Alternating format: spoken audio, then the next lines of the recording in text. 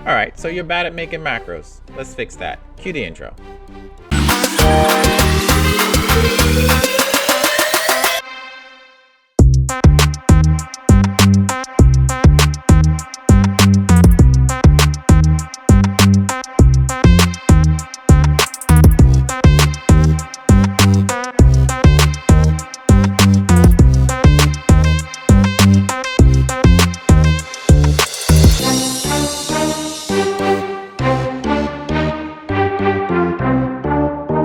At the end of this video, I'm going to show you how to make the perfect mouse over macro. For example, I'm going to target this guy and mouse over this guy and throw a flash of light. Of course, my flash of light hits the guy I'm mouse over, but when I'm not mousing over him, it hits my target. And then when I don't have a target, same button, it hits me. All right? I'm gonna show you how to do that, so stick around to the end of the video for that. Alright, so first things first is to understand all the really cool stuff you can do with your macros. Some of these have actually been taken out, and some of these actually still exist in the retail version of WoW. Let's look at the target modifiers. I'm not going to take up too much of your time today. My goal is to get you into a spot where you can craft your own unique macros so your macros can do more for you. So with the list of target modifiers, you can always cast a spell at these targets. For example, you can cast a spell at the cursor. Spells like Blizzard, Mass Dispel, Distract, it will take the area, that green circle that you normally put down, it will take in consideration that area, and without having to do another click to drop that green, to select that green area on the terrain, this will automatically do that part for you. So it makes it a very quick distract. In fact, I'll show you that on my rogue in a few minutes. Focus has been taken out, API, I guess Blizzard just didn't like it. We can do a little bit too much with it. So focus macros have been taken out, but it's okay for those waiting for arenas like me. We still have the at arena frames. And so this will make it so that you cast based on the position of the player, the enemy player in the arena frame. This is also a boss. You can do that with bosses. For example, bosses that have more than one boss within the single encounter. For example, Bug Trio or Twin Emperors, stuff like that. At pets, this simply means that your target player, if they have a pet, if they're a hunter or warlock and they have a pet, you can then heal their pet without having to actually target their pet. So you can create nice little macros. I'm going to show you how you can actually set these up though.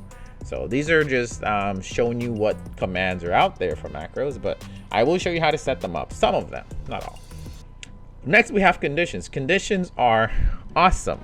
Conditions really brings those macros to life, my guys, my dudes, my hombres, senoritas. It really brings your macro to life. For example, you can cast a certain spell based on the condition if you are in combat, or you just put a no in front of it, no combat. If you're not in combat, you can cast something else, and if you are in combat, you can cast something else. Harm simply means it's an enemy, so that player can harm you. And again, you can just put a no in front of most of these to have the, I guess, the opposite of what they are. So no harm and arm simply means it's an enemy or not an enemy. Help will basically have your macro, it will have the macro check to see if the spell you're casting is helpful to the target. If it can aid the target, then it would work, obviously.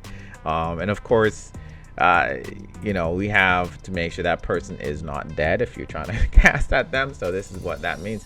This, if you just say dead, again, it just means that they are. So this are all checking to see if it is true. If you want to see if it's false, again, you just put no. Okay. Of course, you can check to see if your target exists.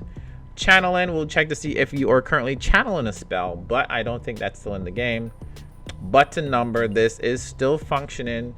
You can check for button 1, button 2, or even button 3, which is your middle mouse click. But if, for example, you can click on your ability with your left click, the normal default left click, and you would cast or do something. Or if you click on that same button with your right click, you can do something else. You can really set those up. Those are fun, my dudes.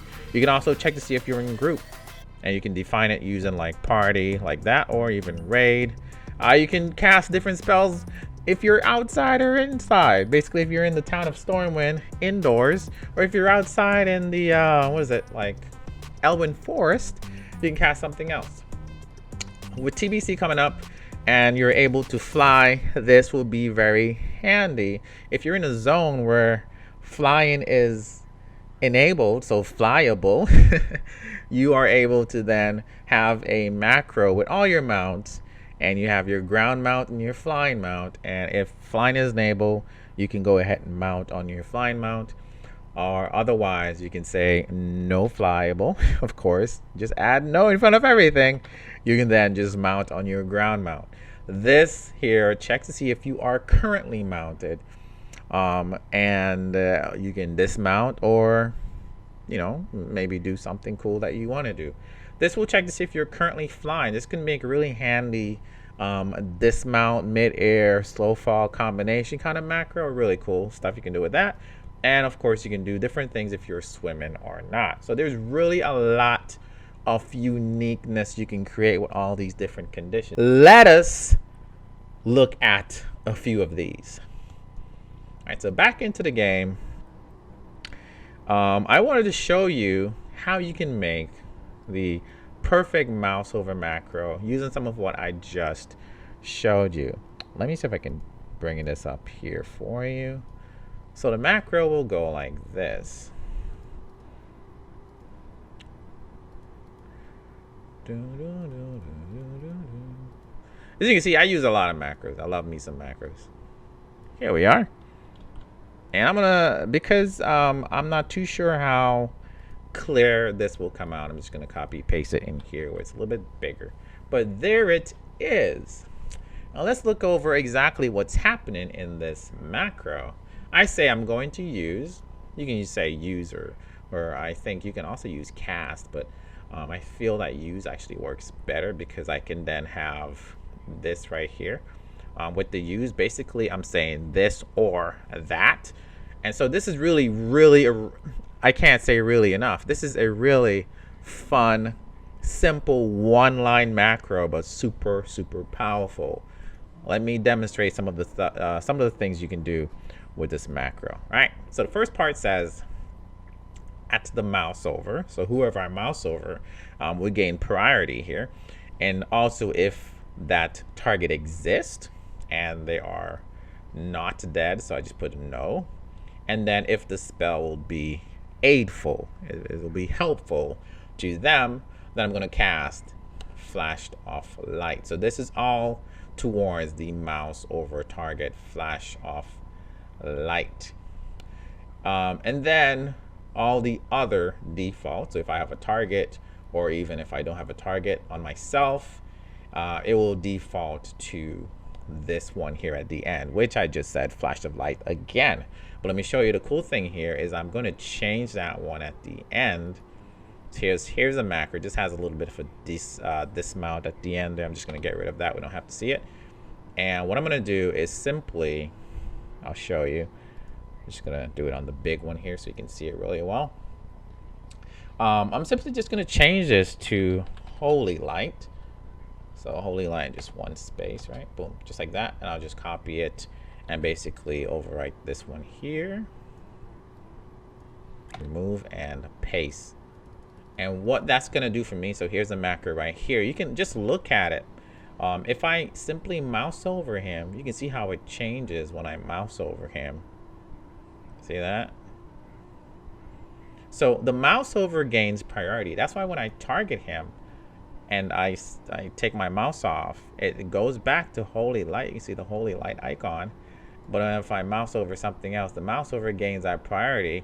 And so I can just hit, if I hit it, flash of light to get that guy over there, or Holy Light to my target. And if I don't have a target, it defaults to me.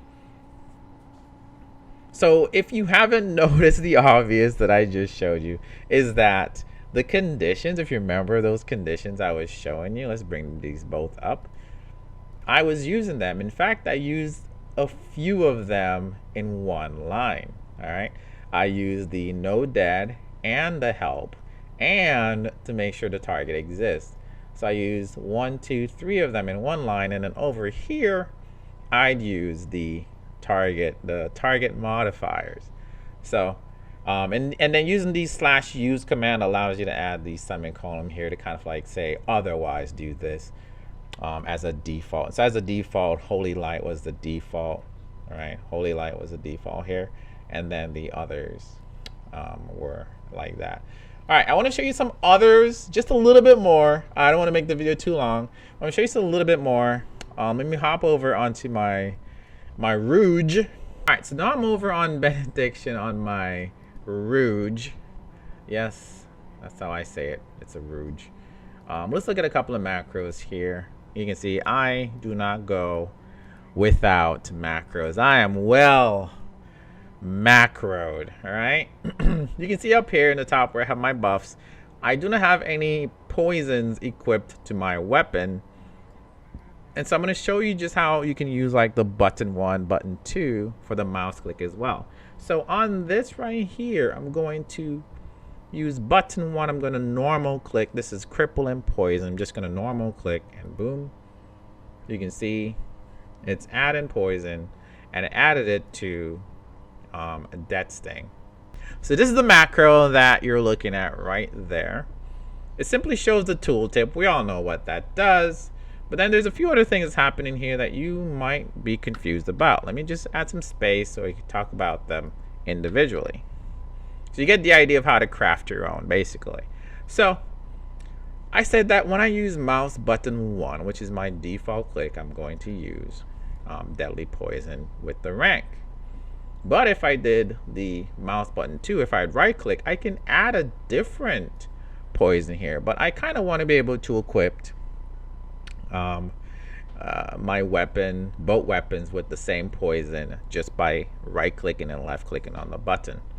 And then here is where I choose for button 1, I choose my item level. Because there are item levels as well. Let me show you what they look like. Why not just show you? So if we look at items, it's kind of like this. So item 16 is your main and 17 is your offhand, and then you have all the other cool stuff. Oops, didn't mean to close that. Let's go back up. And then for button 2, when I right click, I will equip whatever poison to that weapon. So I can show you this right now. I'm going to now do right click, instant poison, and oh sorry, that was left click, and then right click, deadly poison. You can see that on my Pugio. Boom, now it shows up, and that was really fast. You can just like put someone in the blind or even a gouge and just equip your poison mid fight, and that would be really clutch in like PvP situation. So this macro is by far super awesome. And then the final line that I didn't talk about is this right here, and this can be useful for anything else. It doesn't have to be for poison application. It could be from other things. Maybe you have a macro for enchanting or something like that. But whatever that caused that pop-up, that confirmation that you're about to overwrite something, this is the big ticket macro, the big ticket code, or the big ticket command here that basically confirms that, right? It confirms it. You can see when I do it manually one more time, there is 2 buttons, yes and no. The way that we target button 1, right? See, pop up, and then we chose the button 1, which is the yes. If I had changed this to button 2, then I would be saying no to it. So this is a really nice command here that you should remember. Alrighty.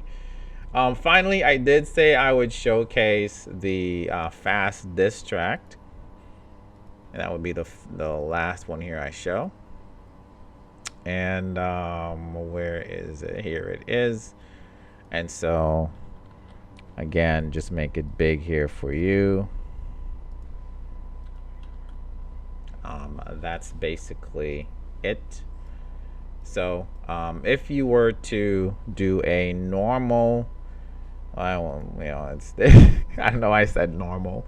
If you were to do a distract the old-fashioned way, straight from, no macros, let's see, you would get the green indicator for the area of where you would be affecting.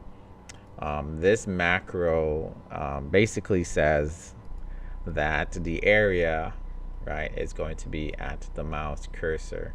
So you can just, to use this macro, I say just have the experience with like the radius of your spell, because you're not gonna see it, so you need to know mentally just how big it is and what it really can do.